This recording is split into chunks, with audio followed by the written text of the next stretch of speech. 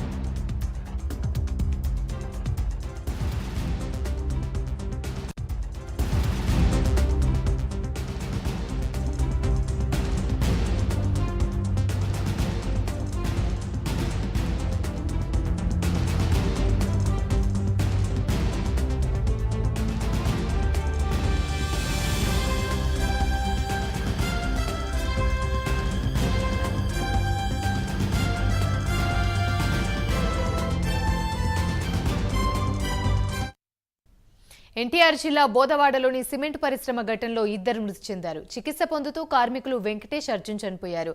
UltraTech cement ఫ్యాక్టరీలో ఒక్కసారిగా boiler blast అవ్వడంతో దాదాపు 15 మందికి తీవ్రంగా గాయాలు కాగా ముగ్గురి పరిస్థితి విషమంగా ఉంది.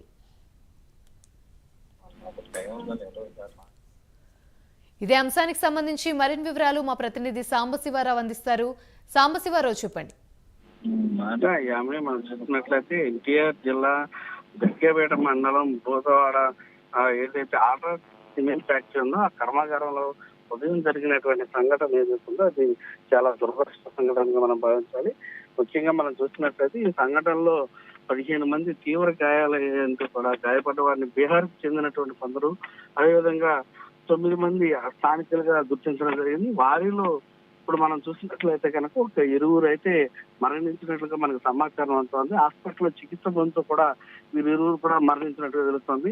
ఉదయం నుంచి కూడా మనం చూసినట్లయితే ఈ కర్మాగారానికి సంబంధించినటువంటి అధికారులు కావచ్చు, ఈ కర్మాగారానికి సంబంధించినటువంటి ప్రతినిధులు కావచ్చు, ఎవరు కూడా ఎక్కడ స్పందించకపోవడం, అదేవిధంగా ముఖ్యంగా అక్కడ అధికారులు కూడా ఎక్కడెక్కడ స్పందన లేకపోవడంతో వారికి ఆరోగ్య పరిస్థితికి సంబంధించి హాస్పిటల్లో వైద్యం కూడా లేటుగా అందిందనే సమాచారం కూడా అందుతుంది.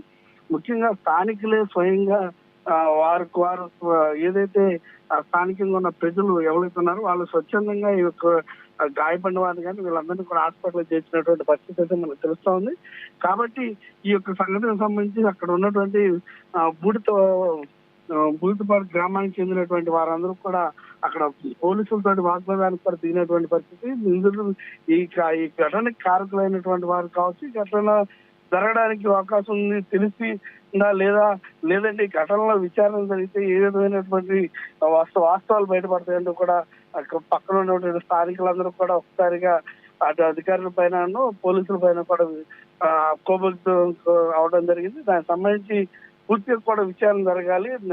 ఎవరైతే యాజమాన్యం ఉందో యాజమాన్యానికి కూడా యాజమాన్యంలో కొంతమందికి శిక్షపడే విధంగా కూడా చర్యలు తీసుకోవాలని కూడా సాంఘిక మొత్తం మీద ఈ సంఘటన అయితే మాత్రం పొద్దున జరిగినటువంటి ఈ సంఘటన ఏదైతే ఈ సంఘటన మాత్రం అందరూ కూడా దిగ్భ్రాంతికి గురి చేస్తున్నటువంటి పరిస్థితి. Right, thank you Sambasivarao.